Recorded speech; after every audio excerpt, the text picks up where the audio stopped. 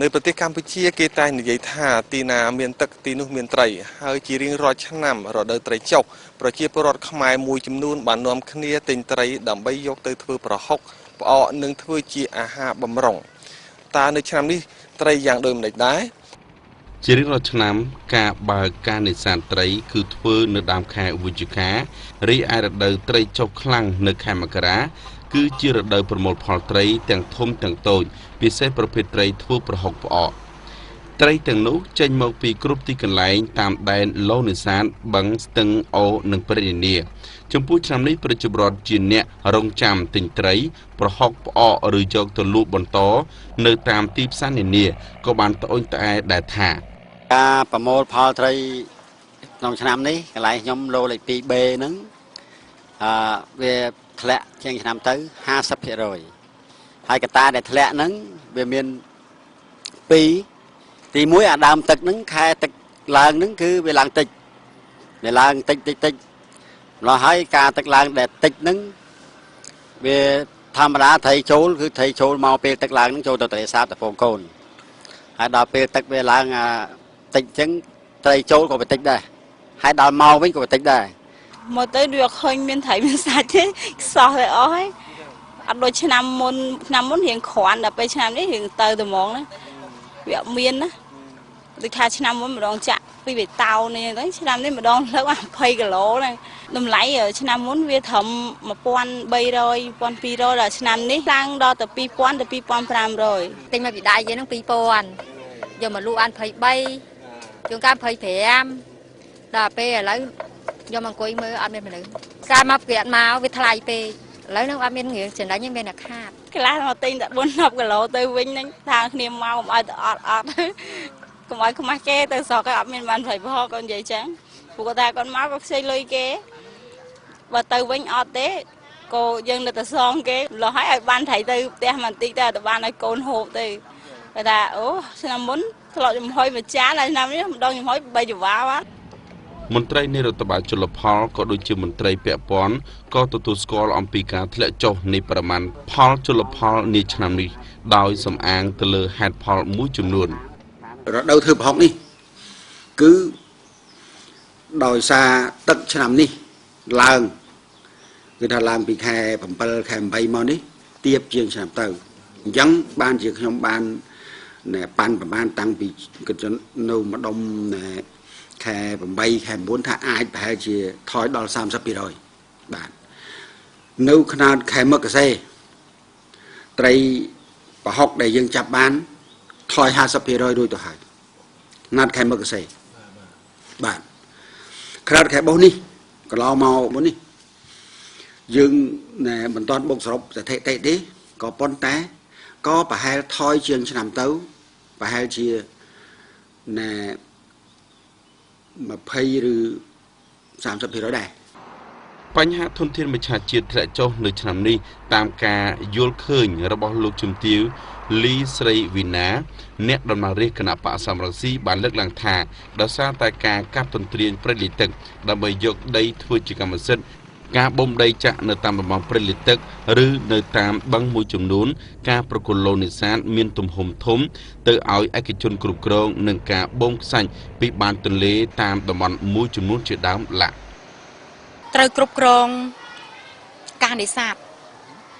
ធ្វើម៉េចកុំឲ្យមានការនេសាទខុសច្បាប់ឧទាហរណ៍ដូចជាការនេសាទក្នុងរដូវត្រីបងកូនការនេសាទដោយប្រើកាឡាមុងញឹកពេកប៉ុន្តែវិធីហ្នឹងគឺយើងត្រូវតែពឹងពាក់ទៅលើមន្ត្រីខាងជលផល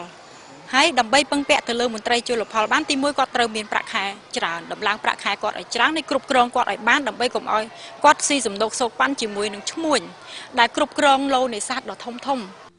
ឯកឧត្តមនធុបានលើកឡើងថាមន្ត្រីជលផលគ្រប់រំដាប់ថ្នាក់ជានិច្ចកាលតែងតែគោរព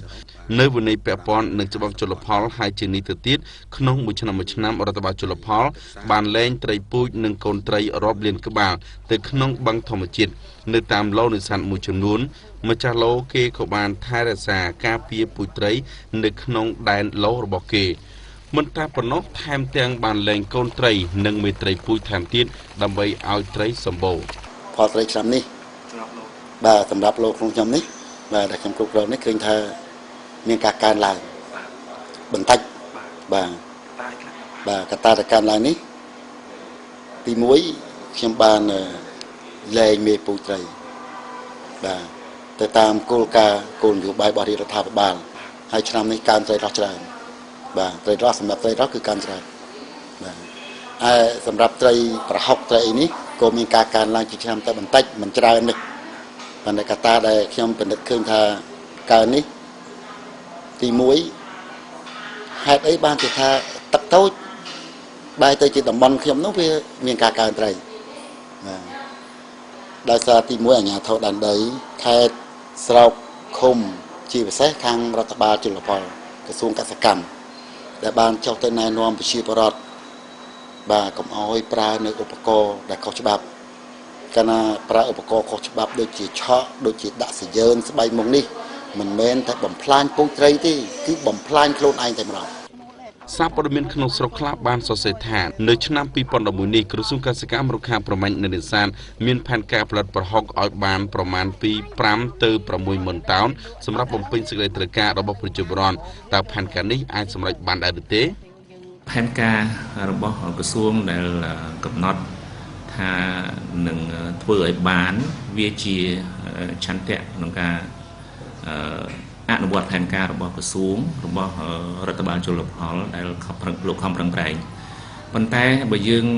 ពិនិត្យទៅលើលទ្ធភាពជាក់ស្ដែងយើងមិនហ៊ានអះអាងថាអានឹងវាគ្រប់ចំនួនឬមិនគ្រប់ប៉ុន្តែជាទូទៅបើផលត្រីថយចុះការបង្គ្រប់ផែនការជាការលំបាកដែរដើម្បីឆ្លើយតបទៅនឹងអ្វីដែលក្រសួងចង់បានការធ្លាក់ចុះផលនេះមានមតិខ្លះបានពោលថានៅមានឡូនេសាទមួយចំនួនបានប្រមូលផលត្រីដោយខុសច្បាប់ដូចជាការបំបាចពង្រីងនៃកន្លែងខ្លះដើម្បីចាប់យកត្រីបំពេញតម្រូវការកាលណាធ្វើយ៉ាងនេះខុសច្បាប់មិនអនុញ្ញាតឲ្យបំបាចពង្រីងដើម្បីដាច់ពូជត្រីទេបាទប៉ុន្តែនៅតំបន់ឡូមួយវាមានដែនឡូផងវាមានដែនរាសដែលគេហៅថាដែនដែលរដ្ឋាភិបាលកាត់ជូនប្រជាពលរដ្ឋឲ្យធ្វើនេសាទទៅតាមលក្ខណៈគ្រួសារដល់អញ្ចឹងជួនកាលមានតំបន់ខ្លះនៅលើឡូនោះគេបូមយ៉ាងមែនហើយខាងខ្ញុំវិញខ្ញុំមិនធ្វើអញ្ចឹងទេបាទសឹកចិត្តអត់ប្រសើរជាងបំផ្លាញមិនមែនបំផ្លាញតែត្រីបំផ្លាញខ្លួនឯងតែម្ដងជាមួយគ្នានេះមន្ត្រីរដ្ឋបាលជលផលក៏បានឲ្យដឹងផងដែរថានៅឆ្នាំ2009-2010ទូទាំងប្រទេសមានក្រុមហ៊ុននាំត្រីចេញទៅលក់ឯបរទេសជាង20ក្រុមហ៊ុនឆ្នាំ2010បាទកន្លងទៅនេះគឺក្រុមហ៊ុនខ្ញុំបាននាំត្រីចេញបានបែបជាង2000តោនទៅប្រទេសថៃទៅវៀតណាមនិងទៅប្រទេសផ្សេងក្បែរយើងហ្នឹងបាទត្រីទឹកសាបនិងត្រីទឹកប្រៃហើយយើងនឹងមាននាំឆ្លងកាត់ទៀតដូចជាត្រីកន្ធោត្រីអីវៀតណាមមិនខ្វះត្រីក្រៃត្រីអីខ្វះយើងនាំពីថៃឆ្លងកាត់ទៅឲ្យវៀតណាមត្រីមានត្រីស្រស់ផងនិងត្រីក្រៀមបាទប៉ុន្តែភាគច្រើនគឺត្រីស្រស់យើងនាំចេញឆ្នាំ2011នេះយើងនឹងមានត្រីយើងនាំចេញខ្លះទៀតមិនអត់ទេយើងមិនទាន់មានកម្រោងទេវាអាការនាំចេញវាទៅតាមស្ថានភាពត្រីជាក់ស្ដែងតើសបោឬមួយវាខ្សត់បាទបើសបោទៅវាសល់យើងអាចនាំចេញបានច្រើនតែបើកាលណាត្រីវាខ្សត់តិចទៅយើងនាំថយចុះដែរឯកឧត្តមនាយធុរដ្ឋភូរាជរដ្ឋាភិបាលកម្ពុជាទទួលបន្ទុករដ្ឋបាលជលផលបានបញ្ជាក់ថាផលត្រីឆ្នាំ2011នេះថយចុះដោយសារតែការស្រកចុះទឹកទន្លេសាបប្រមាណជាង1ម៉ែត្រជាមួយគ្នានេះដែររដ្ឋបាលជលផលក៏បានអះអាងថាពួកគេកំពុងតែខិតខំការពារព្រៃលិចទឹកការដាំព្រៃលិចទឹកជាជម្រកត្រីពងកូនការអភិរក្សពូជត្រីការប្រឡែងកូនត្រីនិងរឹតបន្តឹងចំពោះការនេសាទប្រើឧបករណ៍ខុសច្បាប់